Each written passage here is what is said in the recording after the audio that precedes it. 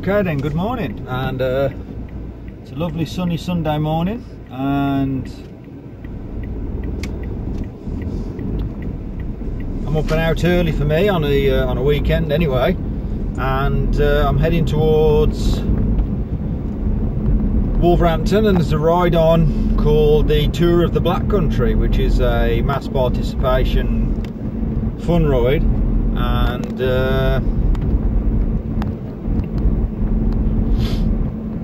I meant to do it last year, and I did enter it and paid for it, but I heard nothing back at all, because I don't know if their website was no good or the organisation was no good. But in any case, it was a real cock up, and I booked a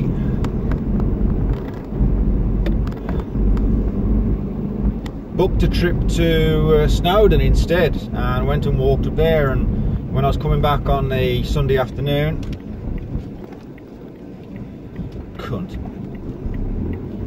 apologise for the language there to someone. No one ever indicates, you know, no one ever indicates when they're driving these days. But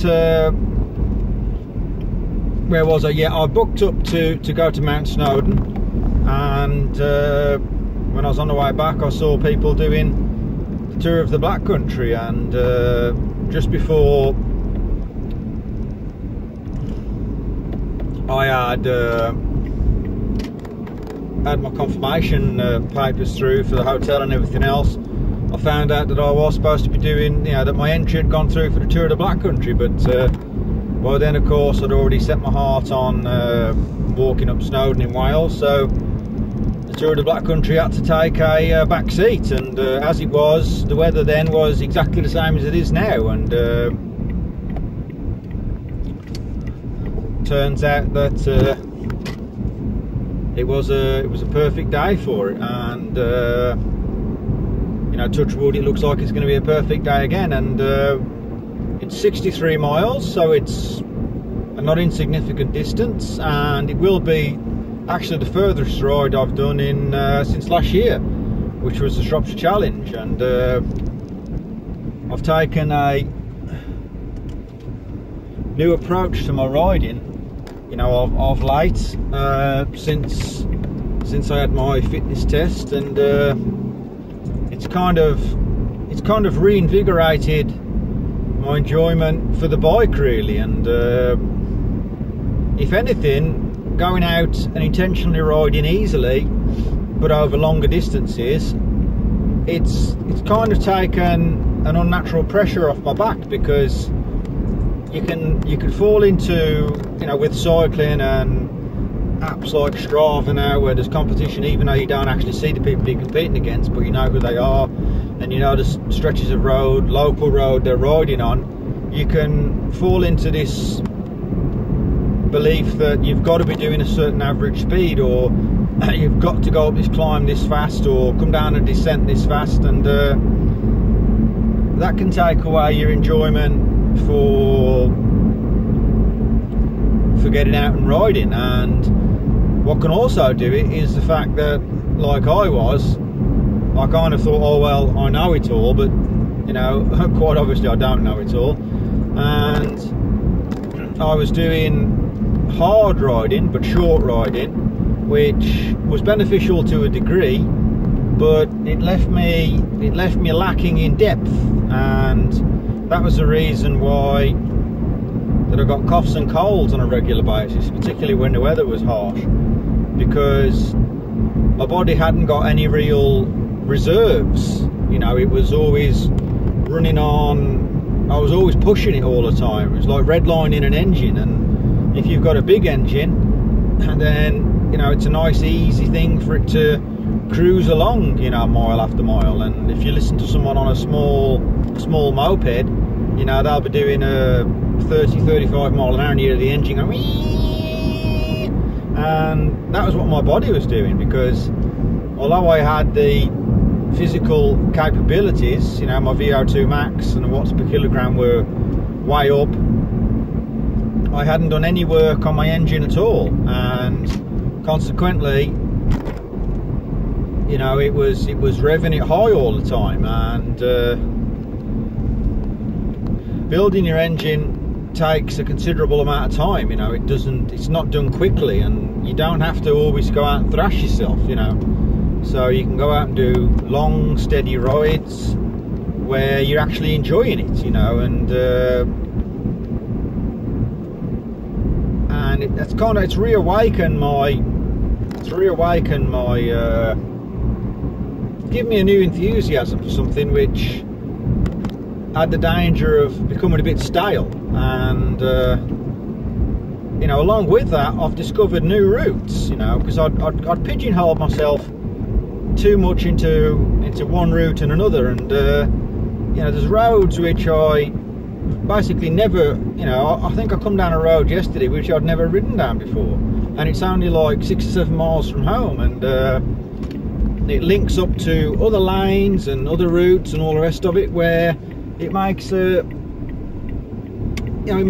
normal ride a different ride, and it's great to see that. And I mean, ultimately you're only competing against yourself. It's nice to think that you can beat your mates or whatever else, and in some respects, you know, I'm not far behind. In others, I am. But now I'm going to enjoy today, and you know, I'm not out there to thrash myself, and whether or not I'll get carried away on certain bits trying to follow people up climbs, I don't know. And I'll see how I go, and I'll see, you know, what the surfaces are like, because it's modelled on a race called Paris-Roubaix, which is in France, where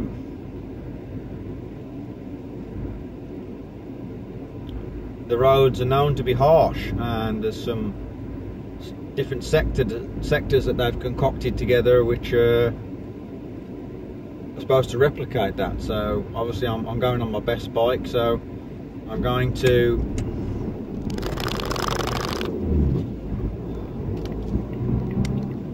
be taking it easy, you know. And I'm never someone who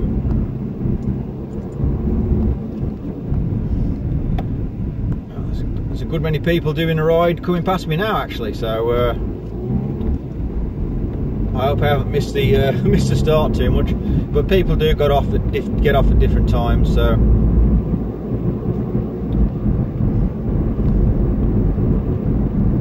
oh god.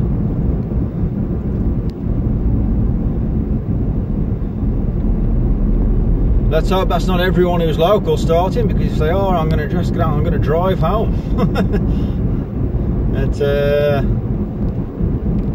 I'm sure there'll be people who start later than that.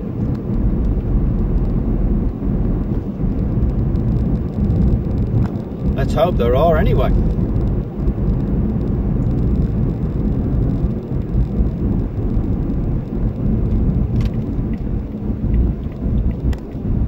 Yep, let's hope that there are some people left to start, because I'm going to have a short ride if there isn't.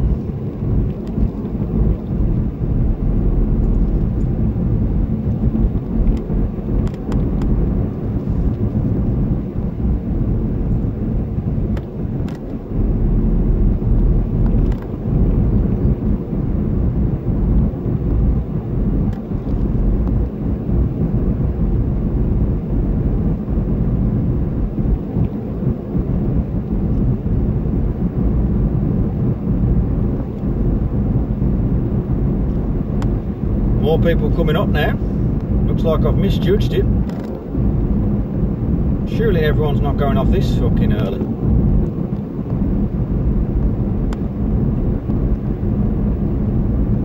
There's got to be someone left to go with.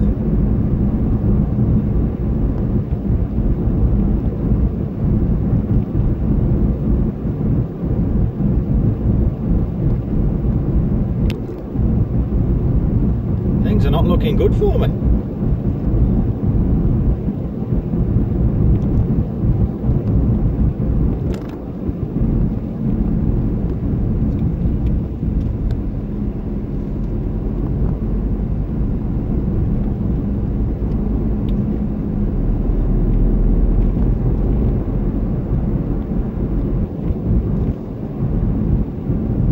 No, I'm not enjoying this.